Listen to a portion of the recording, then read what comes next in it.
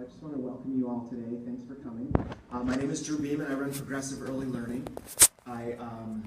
We have classes and play groups and things and programs at local recreation centers and branching out to libraries soon. Most of my programs are for children roughly 16 months to 7, 8 years old. Most of what we do is playful learning. Are you familiar with that term? Where children learn through play. And that's what most of our programs are. On the flip side of things, I also do professional development training, on-the-job training, mentoring, you name it, for local child care and preschool programs. I have a degree in early childhood education, and celebrating 28 years of working with young children. There was a time when people left their young children alone with 11-year-olds. So that was something that I've been doing since I was 11, was working with young children. I wanted to share with you today about the power of play. Play is probably one of the most powerful human drives. But right now, because of some current social and educational trends, there's a lot at stake. And we're going to talk a little bit more about that. So because of some of the things that are going on in our culture right now, I really believe very strongly that we need a playvolution. Our children need a playvolution. And so my business, Progressive Early Learning, is really more about a message. And that's the message, is that our children need to play. They need to play. So I wanted to talk to you real quick a little bit about what is play. Define play. So play, defined according to Peter Gray. Has anyone ever heard of Peter Gray? I'll show you his, probably, I think his only book maybe, but it's called Free to Learn. Came out, I think, in 2012. Why unleashing the instinct to play will make our children happier, more self-reliant, and better students for life. He also has a wonderful blog. I believe it's Psychology Today. You can find if you Google Peter Gray and Psychology Today. So a lot of what we're going to talk about today comes from his book here and a few other books. But he defines play as play is self-chosen and self-directed. Play is activity in which means are more valued than ends. Play has structure or rules that are not dictated by physical necessity, but emanate from the minds of the players. Play is imaginative, non-literal, mentally removed in some way from real or serious life, and play involves an active, alert, but non-stressed frame of mind. So that's the definition of play. Another book that informs a lot of today's presentation is called A Nation of Wimps. Have you ever heard of this book? This is written by Hera Estroff Marano, and she's the editor-in-chief of Psychology Today magazine, or Psychology magazine. And this also has a lot to say about play, so that's a good resource for you.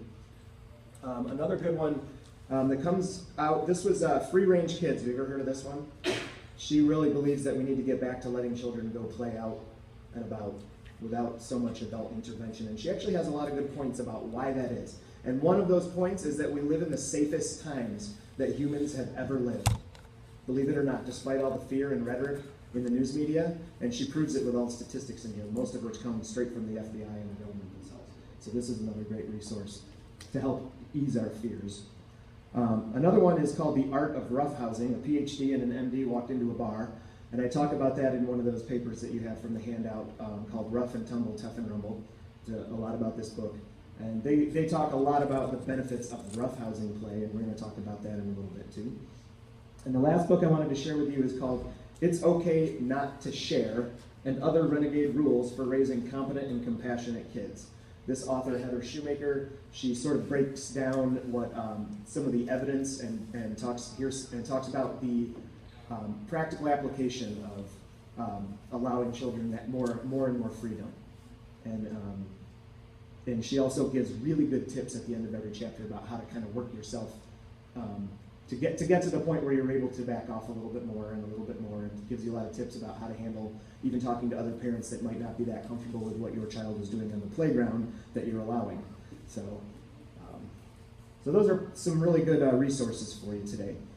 So here's this one. In 1997, children aged 6 to 8 spent 18% more time in school, 45% more time doing homework, 168% more time shopping with parents, 168% more time shopping. Did you hear that?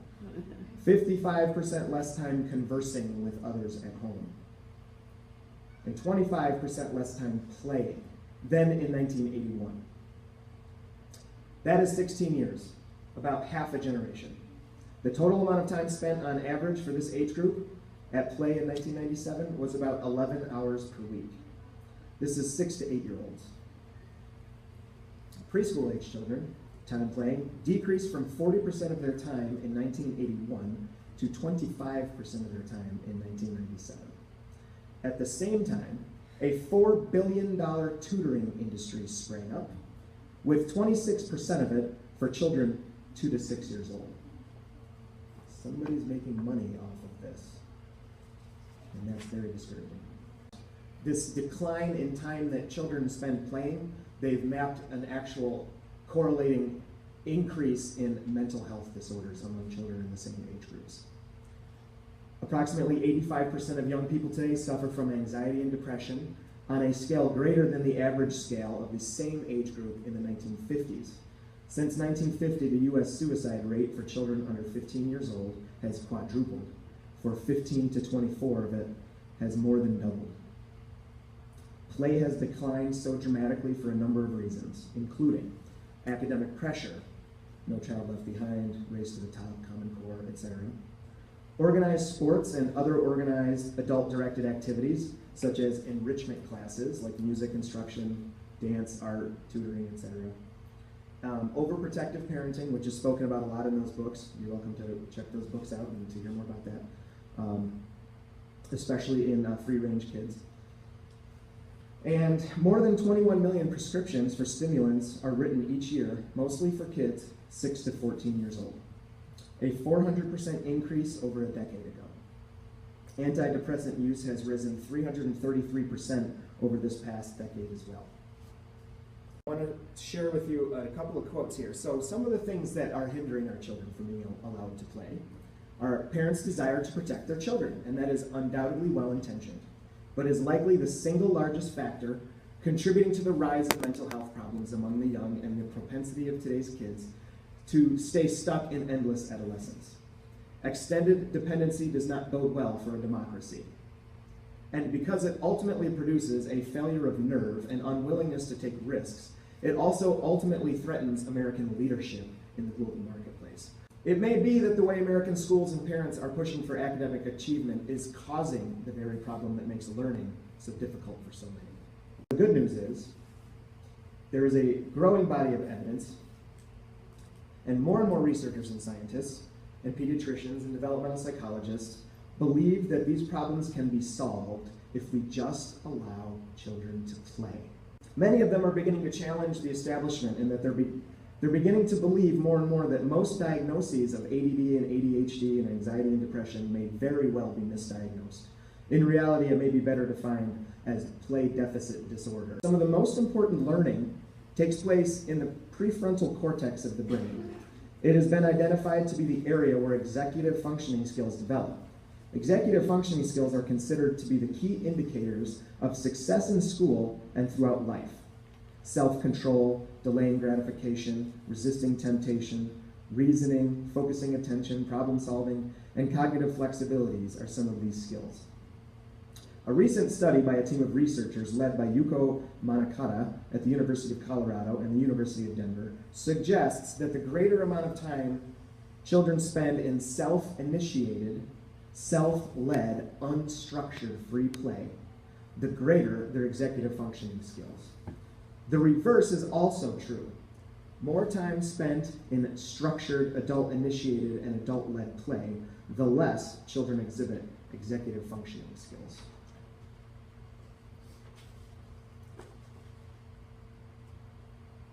So the researchers are coming to believe more and more that play is a basic human drive. And just like all of the other basic human drives, when it's hindered, there are going to be problems. Probably psychological in nature for the most part, maybe some physical. Because of how the brain is built, and we're going to get into that a little bit, the structure of the brain can be changed when we hinder children from playing. So, 30 years of psychological research indicates that play is the crucible for learning and critical for social skills, which are critical for success in school. Playful learning increases attention, motivation, academic skill, social development, and health, and much more. The only constant in 50 years of studying human development has been the discovery that the driving force in human development in all domains, social, cognitive, physical, is child's play. Play, neurobiologically constructive, helps build the brain in ways that encourage kids to control themselves and learn. The learning disorder known as ADHD may result not from faulty brain wiring or chemistry gone awry, as conventional medical thinking holds, but from restriction of the urge to play. Further, vigorous bouts of unstructured social play, especially in preschoolers, the kind of play that adults often put to a stop, may be the best therapy for reducing the impulsive behaviors that characterize the disorder, the most common childhood psychiatric problem in America. The thing about roughhouse play is that it's usually the first type of play to emerge, and you see it with baser mammals. And since we're mammals, I think the same principle applies to us. And it's also the first to usually be shut down by adults for various reasons I'm sure you're aware of. So I just wanted to share a little bit about the benefits of roughhouse play. Play confers resistance to depression because it develops the molecules for joy, contends Jaak Panksepp, the only scientist who has measured molecules in the brain as a function of play. Play is the most powerful source of joy in human experience. It stimulates positive affect and insulates against depression. And his research specifically speaks to roughhouse play. So the research suggests that not only does the nervous system need play to fully mature, it appears to need a sufficient amount at a specific time. The evidence so far points to liberal amounts of rough and tumble play from ages 3 to 6. Studies by Jaak Panksepp show that rough and tumble play helps to develop the brain's frontal lobe, including the prefrontal cortex, like we talked about before, with executive functioning skills. Executive functioning skills are the most complex human abilities. These include self-control, resisting temptation, reasoning, focused attention, working memory, problem solving, and cognitive flexibility. Having strong executive function is the top predictor of kids' success all through life. And that quote is from the It's Okay Not to Share book. Also from his research, play, and especially rough and tumble play, generates the production of BDNF, or brain-derived neurotrophic factor, in the frontal cortex. It's the hardwiring of our executive functioning skills.